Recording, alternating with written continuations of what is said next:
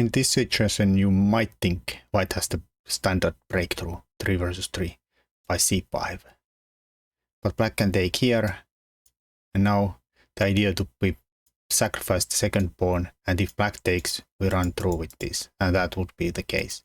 But unfortunately here, black has the in-between move with check, and then he can make himself a protected passed pawn, which will win the game. White goes here, but this is too slow.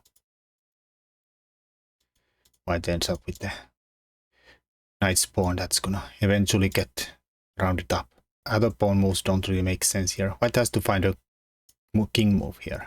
King d3 is no good, because black can, for instance, bring the king here. And now the breakthrough doesn't work either because of the takes. And now if you go here, black can actually take, and now you do get your breakthrough. But then c4 can go somewhere. Let's say here, black can sacrifice the pawn and bring the king to help. White's gonna queen, but this comes with check. And again, run through, but this guy comes with check. And then both sides queen, and this guy even defends this, so white ends up in a kind of a difficult to hold draw. It's this equal position, but might easily slip to a loss. Best move here is king d2 instead. Here we are kind of blocking this, but we are kind of staying away from those pawn checks. And let's say king f3 here. White plays the breakthrough, c5. Now either way you take. White's gonna play b5, threatens to eat there and go there, so takes, and d5 runs.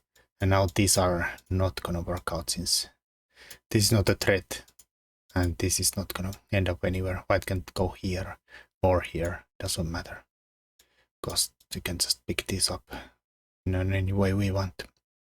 Move here instead of king move, c5 does not help here, because white can take, and after takes we just take, and now we end up in a body checking this guy who is not in time to get under the pawns. White just goes and eats this, and then black chooses the side. We go here and go through.